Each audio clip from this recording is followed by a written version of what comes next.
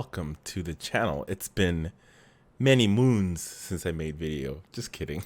It's only been like what 2-3 days maybe.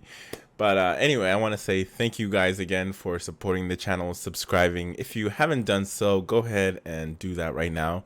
And let me know what your opinion is. Now we're going to be covering another spy shot as we like to, because there's nothing really going on with the pandemic. Just kidding, there's a bunch of stuff, but let's do that right now. So we're going to be looking at the 2023 Honda Pilot. Now let me just let you guys know off the rip, it's camouflaged like a madman. Like they're just yeah, it's pretty good.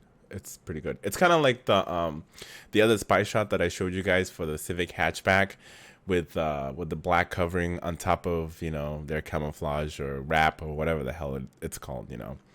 But let's go ahead and do that right now. I'll be back.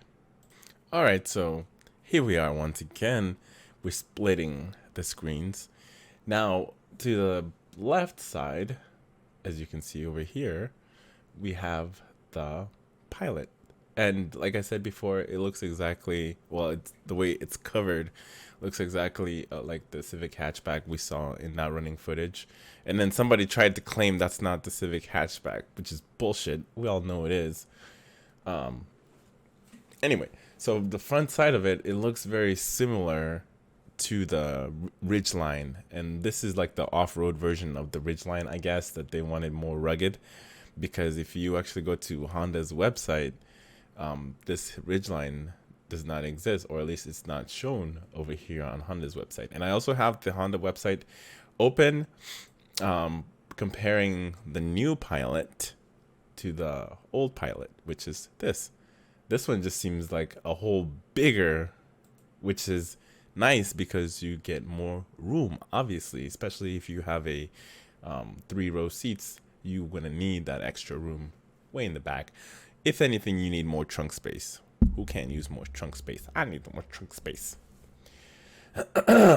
So it looks like it's completely overhauled from well, from this article. It says that it's using the new Acura MDX's platform with the suspensions. Like Honda and Acura, obviously it's the same brand, so they switch, you know, things back and forth. You know, luxury, if you want luxury, you go with Acura. If you want, you know, like, I don't want to say, the best way I can say it is it's more affordable. Hondas are more affordable, and Acura are a little bit more pricier, but you get what you paid for. You get more comfort and everything else like that, or technology wise. So here it is. Like I said, there's not much we can see. We can see from the front side, obviously the grille looks exactly like the Ridgeline, at least the rugged version of the Ridgeline, should I say. And then it's got LED headlights. I think that's going to be the new standard because that's actually affecting their score with highway safety associations on the crash testing. So the lights are part of it. Looks like it's rocking a completely different rim. Now let's go back over here. Now let's switch up the trim. Let's go with like, I want to say it's either going to be like a medium, or this looks like a all-out blackout version of the vehicle, which is always nice too. I like those blackout versions. Or they may be testing the special edition here. Maybe. But I can't see at the very bottom over here. And I'm sure they're going to be rocking the V6, maybe a little bit more power or torque, so you can, you know, tow more. The rear side looks like the lights has also been changed from the original design. You know, they went from that whole L, I guess you want to call it, a L-shaped look, from this version to completely different. I actually like this one a little bit better. I like the LEDs in the back here. They could have done a better job on that, but we'll see what it actually looks like once all the cover has been, you know, taken off, so we can get a better look at it. And then what else can we see here? And I'm sure it's gonna have fog lights as well, and it's gonna be seating 8. And you can see not much to see here. I'm telling you, they did a fantastic job hiding this thing. But yeah, see, they got that tow hook, but I'm sure that's additional. You're gonna have to pay for that if you want it. Overall, we'll see what happens when the actual car actually comes out. There's been a lot of spy shots of many of Honda's products, but we still have not seen all of them. The only one we've seen is the Civic sedan. That's it. That's all we got. We don't know what the hatchback looks like. Oh, and also the other one we did see was the HRV.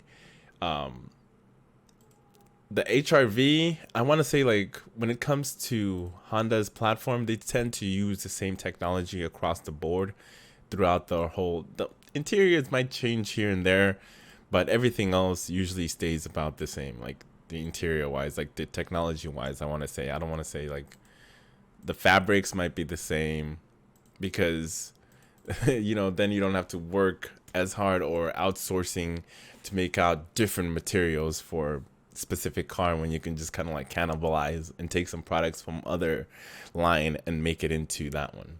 I don't know. That's just my thoughts. Going from Honda's past inclinations things that they have done in the past. Anyway, so let's go through this article real quick. It says here, while the fascia does look very similar to the rest of the crossover, looks subtle but significant different. The changes are evident in the profile. The nose of the Pilot looks longer and flatter. Hood, there's more distance between the base A-pillar and the front wheels.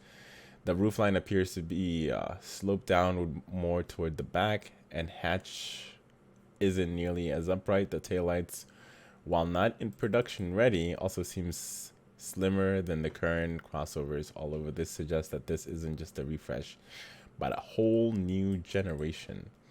Because the way Honda operates is this: like, they do every 5 years you get a whole new generations, which could be like for us that we're going from the 10th gen to the 11th gen, and then they'll do like the complete overhaul.